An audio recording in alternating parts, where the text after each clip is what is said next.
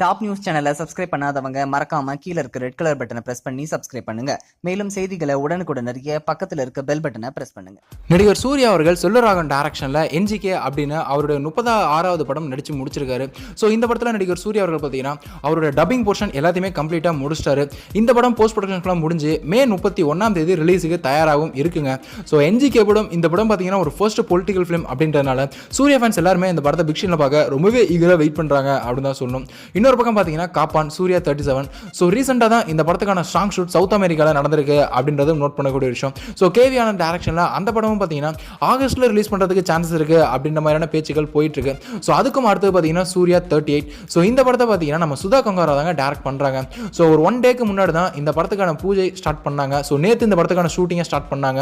So இந்த படத்துக்கான பூஜையில் பார்த்தீங்கன்னா இந்த படத்துக்கான கேஸ்ட் அண்ட் க்ரூ எல்லாருமே இருந்தாங்க அப்படின்றது நோட் பண்ணக்கூடிய விஷயம். ஸோ ஜிவி பிரகாஷ் குமார் தான் இந்த படத்துக்கு இசையமைக்கிறாரு அப்படின்றதும். இந்த படத்தில் சூர்யாவுக்கு பேரப்பா பார்த்தீங்கன்னா யார் நடிக்கிறாங்க அப்படின்னா அபர்ணா அப்படின்ற ஹீரோயின் தாங்க நடிக்கிறாங்க.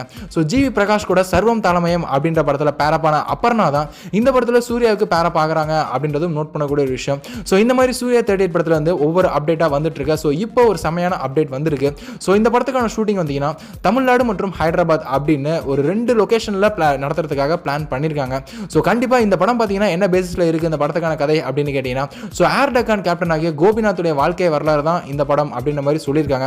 ஸோ இந்த படத்தில் நடிகர் சூர்யா அவர்கள் ஒரு பைலட்டாகவும் நடிக்கிறதுக்கு சான்சஸ் இருக்குது அப்படின்ற மாதிரியும் சொல்லியிருக்காங்க.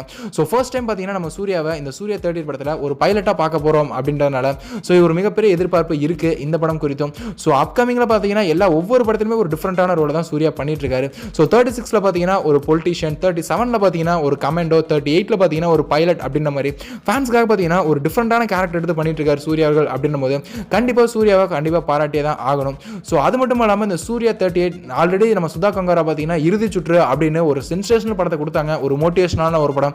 ஸோ அவங்க டைரக்ஷனில் சூர்யா நடிக்க போறாரு அப்படின்ற போது பார்த்தீங்கன்னா எதிர்பார்ப்பு ரொம்பவே அதிகமாக தாங்க இருக்கு.